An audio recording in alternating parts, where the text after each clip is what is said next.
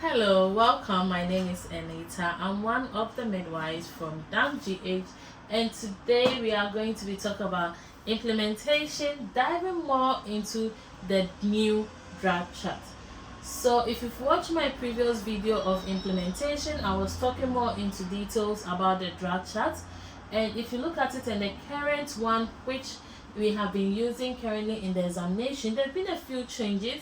The review, the pattern and everything is the same, but there's still additional things that goes into it. So why don't you stay tuned? Let us dive into it, and I hope you enjoy this session as well.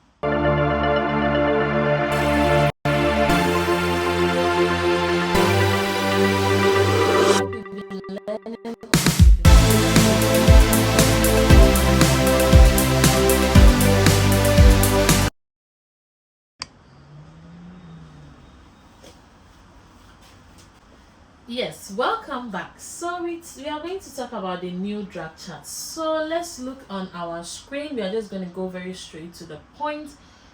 The drug charts are in several pages. If you've watched my previous video, we always say that when you are reviewing a drug chart, always read patient's details, admission date and time, prescriber's name, GMC number, and blip number, and confirm that you have the right medicine prescription chart for the particular patient you are going to implement care on.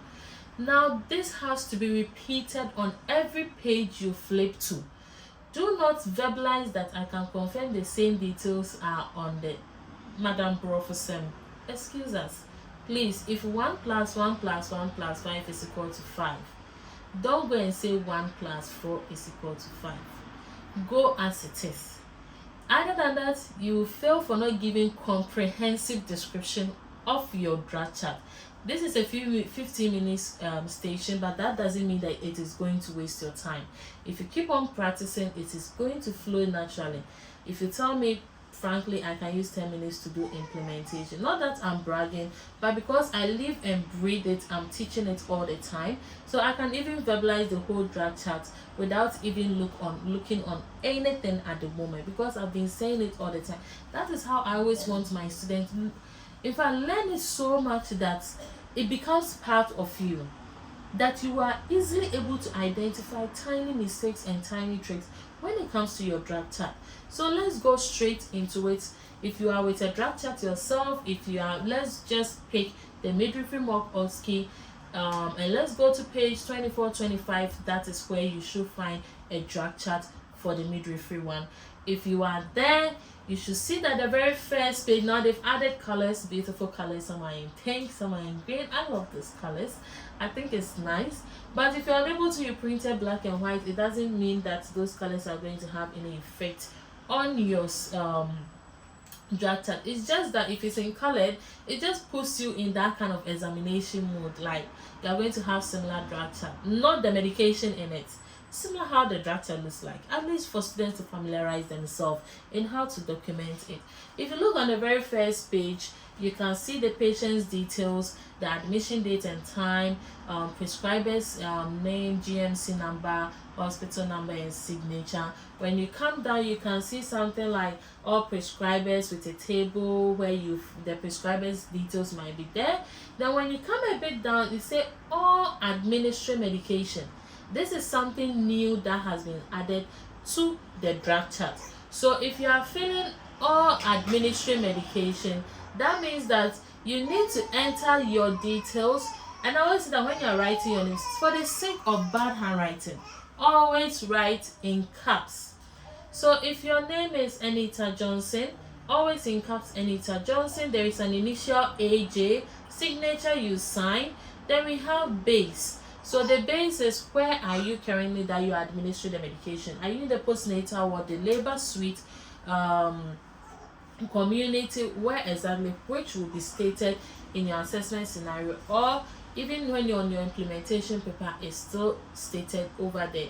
Then you write that there. So that is an additional information that has been added to the drug chart. When we go to the second page, let's all go into the second page, rolling. As I said, you should always review it. Now, when we look at the table of content, that is coding, the codes. When you look at the previous Osce, there were 9 codes. Now we have 10. And these codes are much more self-explanatory. This means that if you are not given any medication which you should have given, when I say you are not given any medication which you should have given, for example, you are going to administer ferrous sulfate 200 milligram.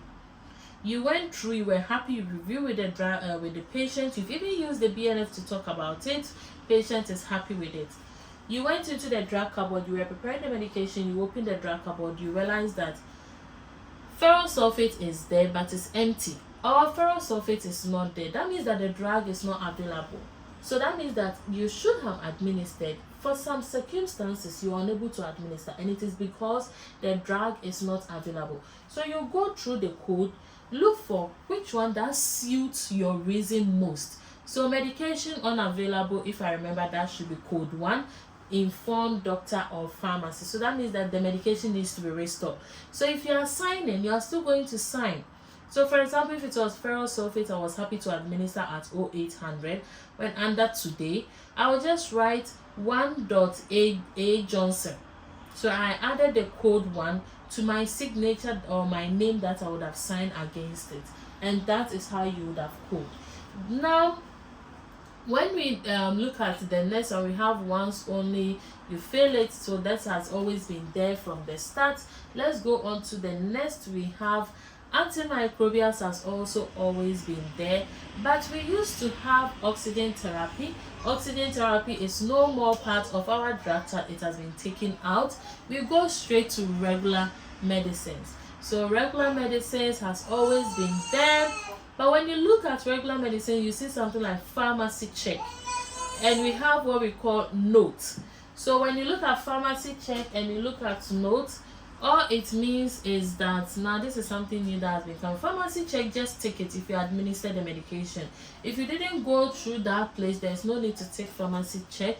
That is, if you didn't administer the drug, you didn't do anything with that slot, there is no need to take pharmacy check. But if you administer the drug, take your pharmacy check. Under the notes we have, if I remember, it is new, unchanged, amended, supply at home.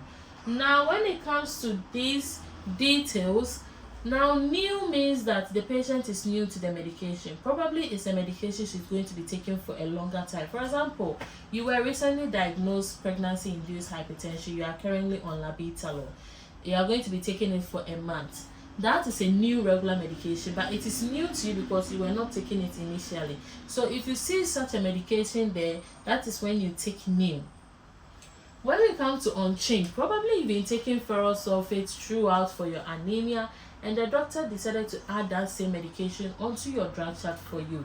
Nothing about it changed. The dose was neither increased nor reduced. So that means that you are still maintaining the same dose, the same drug name. You are going to take unchanged.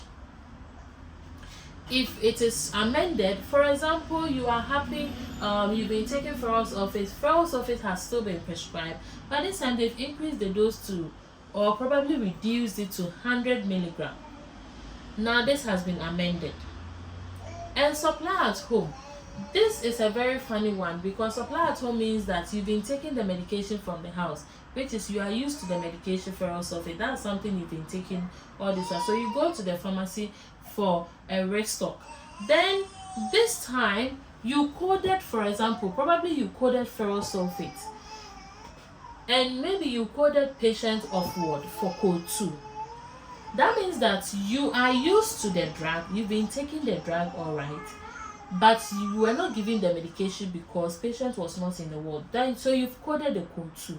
But when you are going to take, you are going to be taking supply at home, because it was supplied to you at home, and that is why patient of the ward, probably she's even taking it, she self-administered it at home, so you are going to take supply at home. So that is the new update for our drug chart. Someone will also ask under omitted doses and delayed doses that, let's say if I administered labetalol, or if I administered nifedipine, then I didn't administer paracetamol, does it mean I'm going to write it at omitted doses? No, you put only coded medications at omitted doses. So if you coded the medication, they go to omitted rows. If you don't code, you do not go there. Is that okay? So this is just a brief intro of what our new drag chart entails. Our drag chart also used to have IV infusion slot, but now it is also taken out, so it is getting simpler if you look at it. So I hope you have enjoyed implementation. Very straightforward. On our next meeting, we are going to be diving into the clinical skills. More has been added, so we are going to be doing, some of them are going to be hands-on practicals, some of them too we are just going to differentiate between each of them. I hope you have enjoyed this section as well. Put all your questions in the comment box. I am happy to answer them. If you are happy to join our one-to-one or group virtual classes, please send us an email at dankcbt@gmail.com, and I can't wait to meet you all. Enjoy your day and bye.